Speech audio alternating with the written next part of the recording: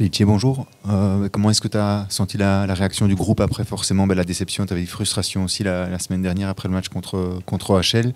Et avec aussi au niveau physique, quel est l'état des troupes puisque forcément tu avais perdu l'un ou l'autre joueur sur blessure ou suspension? Tout d'abord, au niveau de l'atmosphère, j'ai tout fait pour rendre l'atmosphère positive parce que dans le contenu de ce qu'on a montré, et on a analysé bien évidemment le match à la vidéo et il y a eu beaucoup de positifs, beaucoup de situations créées. Et donc, par rapport à ça, la frustration, elle était présente. Elle est présente uniquement sur le fait qu'on a été battu et pas sur la volonté de ce qu'on a montré. Donc voilà, l'atmosphère a été assez positive pendant la semaine. Maintenant, voilà, physiquement, on est dans une période où c'est de l'entretien plus qu'autre chose.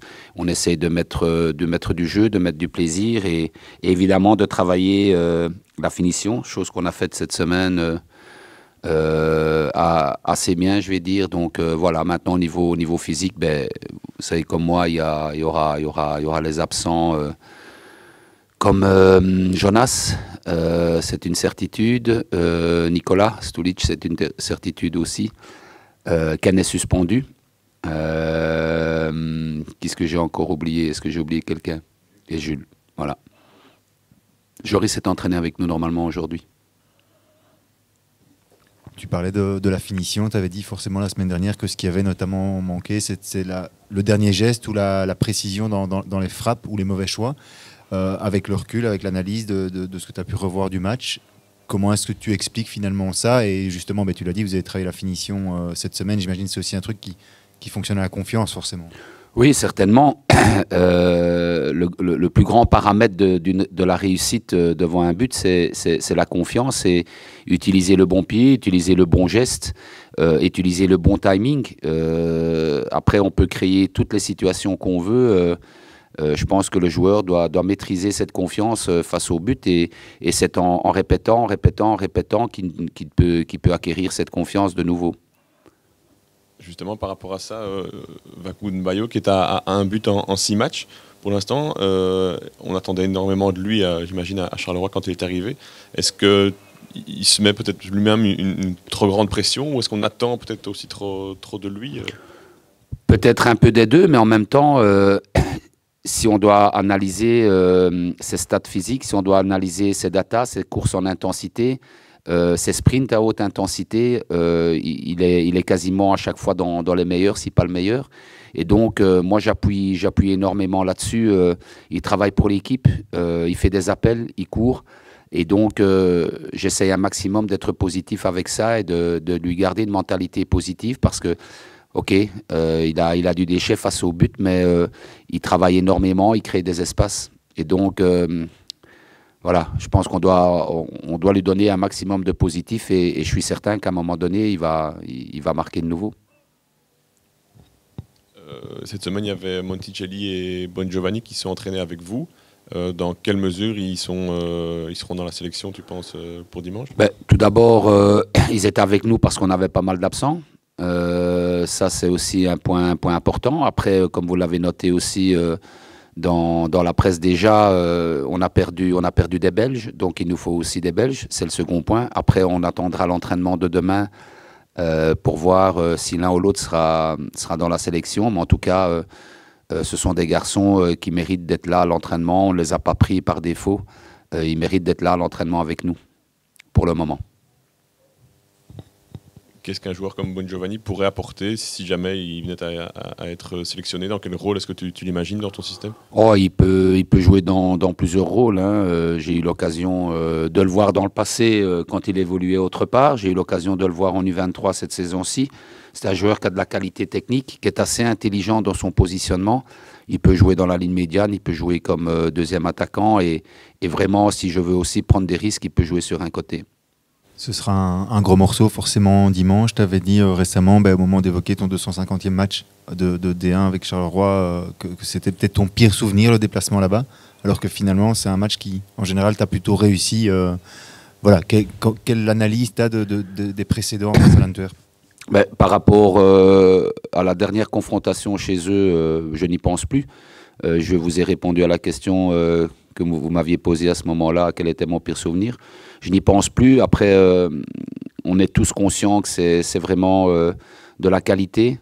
Il y a du pressing, il y a du jeu vers l'avant, il y a des infiltrations, il y a de la qualité technique, il y a de la qualité tactique, physique. Donc, c'est pas pour rien qu'ils sont 3e au classement.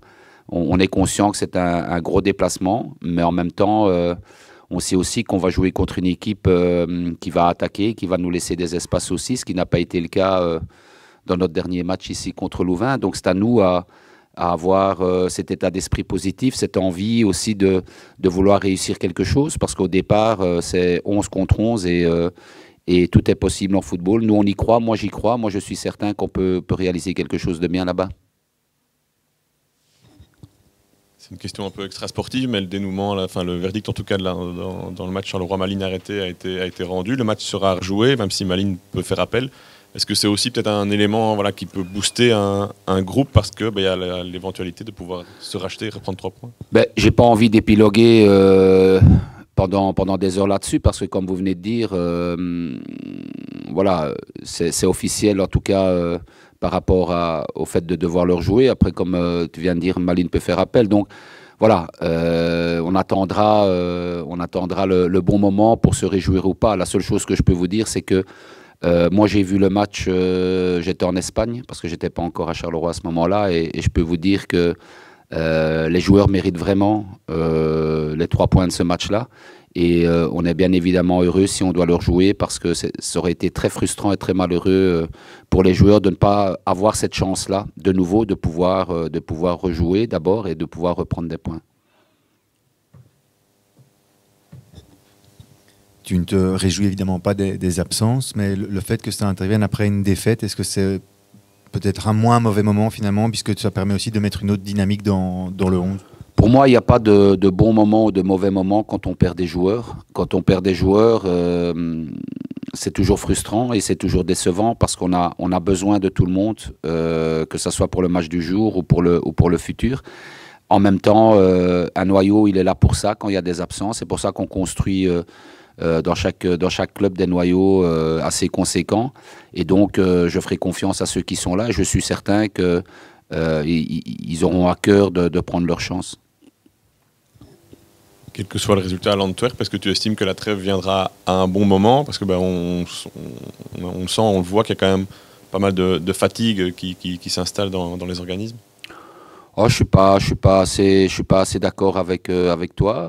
Les joueurs sont contrôlés toutes les semaines et on ne trouve pas qu'il y a une fatigue physique. Je pense que les joueurs sont bien.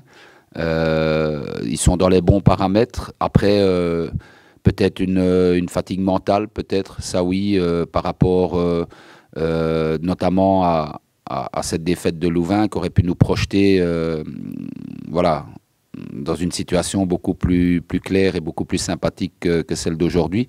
Mais physiquement, les joueurs sont bien, ils travaillent de la même manière, avec le même entrain, le même allant à l'entraînement. Donc voilà, je ne vois pas de fatigue spécialement. Donc trêve au bon moment ou pas au bon moment, c'est difficile. Ce qui est bien dans cette trêve, c'est qu'il y a pas mal de joueurs qui sont sélectionnés dans les équipes nationales. Et ça va permettre à ceux qui ont moins de temps de jeu pour le moment voilà, d'en profiter, de pouvoir prendre du rythme, prendre des minutes. Et ça, c'est le gros point positif.